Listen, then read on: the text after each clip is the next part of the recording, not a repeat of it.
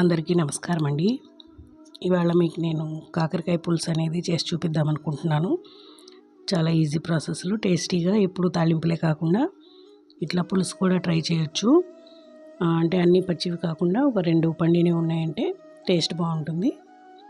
2 పండినవి 2 పచ్చివి వేసుకుంటే పులుసు అనేది టేస్ట్ వస్తుంది. కాకరపళ్ళ పులుసులోకి టమాటా, ఎర్రగడ్డ ముందుగా కట్ చేసి పెట్టుకొని చింతపండు పులుసు అనేది రెడీ చేసి పెట్టుకోవాలి. బాండి హీట్ ఎక్కిన తర్వాత తిరగమాతకి మనం ఆయిల్ వేసుకొని పొడుగ్గా సన్నంగా ఎర్రగడ్డను అయితే కట్ చేసుకోవాలి. తిరగమాతకు కాబట్టి పులుసులోకి అయితే మనం అడ్డంగా చిన్న ముక్కలు కట్ చేసుకుంటాం కదా. కొంచెం ఆయిల్ హీట్ అయిన తర్వాత ఎర్రగడ్డ అనేది వేసి ఆవాలు, జీలకర్ర, కొంచెం ఉన్నట్టు లేనట్టు మెంతులు అయితే వేస్తాము. తిరగమాత అయితే బాగా ఎర్రగా ఫ్రై చేసుకోవాలి. ఇదిగోండి, ఎర్రగడ్డ అనేది ఫస్ట్ వేస్తే తొందరగా మగ్గుతుంది. ముందు ఆవాలు వేసామంటే ఎర్రగడ్డ మగ్గేలోపు అవి కొంచెం మాడినట్టు అనిపిస్తాయి. అందుకనేసి ఎర్రగడ్డ ముందు వేసామంటే కొంచెం మగ్గిన తర్వాత ఆవాలు, జీలకర్ర, కొంచెం మెంతులు వేస్తాము. ఈ తిరగమాత అనేది కొంచెం ఎర్రగా వచ్చే వరకు ఫ్రై చేసుకోవాలి. లేదంటే టేస్ట్ పులుసు పచ్చివాసన అనిపిస్తుంది. ఈలోపు కాకరకాయ ముక్కల్ని రెడీ చేసుకున్నాం కదా, వాటిని క్లీన్ చేసుకునేసి పక్కన పెట్టుకున్నాము. ఈలోపు ఇది కూడా ఫ్రై అయిపోతుంది. ఇదిగోండి, ఇట్లా క్లీన్ చేసేసి పక్కన పెట్టేసుకున్నాను. ముందుగా కూడా వీటిని నూనెలో వాడ్చి చేసుకుంటారు చాలామంది. నేను ఇంకా పండినవే ఎక్కువ ఉన్నాయి కాబట్టి పులుసులో డైరెక్ట్గానే వేస్తున్నాను. అంతేం చేయదనిపించదు. అట్లాగే తిరగమాత వేగిన తర్వాత టమాటా, ఎర్రగడ్డ కూడా వేసేస్తున్నాను. ఇది కొంచెం మగ్గితే అప్పుడు కాకరకాయ ముక్కలు కూడా వేసేస్తాను. దీంట్లోకి ఉప్పు, పసుపు వేసి కొంచెం మగ్గిన తర్వాత కారం అనేది లాస్ట్లో వేస్తాను, ఇప్పుడు వేయను.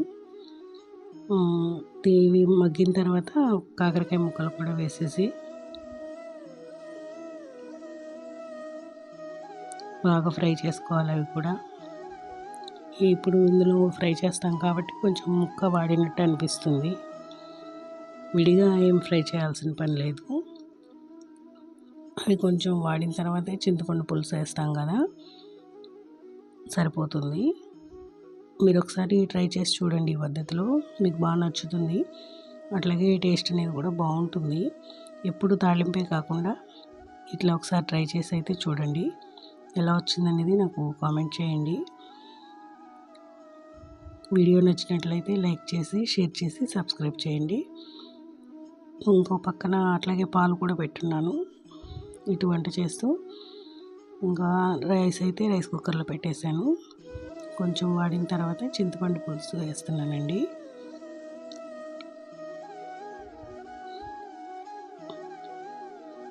ఇది కూడా మగ్గిన తర్వాత ఒక 10 నిమిషాలు మూత పెట్టి ఉడికించుకున్నామంటే ఈ పులుసులో ఉడుకుతాయి కదా, ఆ చేదు అనేదంతా పోతుంది. పైన పొట్టు కూడా గీరేసి వేసుకుంటారు. అంటే నేను పెద్దగా చేదు లేవు కాయలు, అందుకనేసి పొట్టు అనేది తీయలేదు. పులుసు బాగా మగ్గుతుంది కదా. ఇప్పుడు ఇందులో కొంచెం కారం అది కూడా వేసేసి మగ్గనిచ్చేసామంటే కాకరకాయ ముక్కకి కారం, పులుపు పడతాయి కాబట్టి చేదునంత అనిపించదు. కారం కూడా వేసేసుకుంటే ఈ ఉప్పు, పులుపు, కారం అన్నీ ముక్కకు బాగా పట్టేసి అస్సలు చేదనేది అయితే అనిపించదండి. లాస్ట్లో కొంచెం బెల్లం కూడా వేస్తాం కదా, అప్పుడు ఆ బెల్లం కరిగినప్పుడు ఆ చేదనేది ఏదైనా కొంచెం ఉంటే ఆ బెల్లం వల్ల చేదనేది తెలియకుండా ఉంటుంది. కర్రీ అయితే చాలా బాగుంటుంది.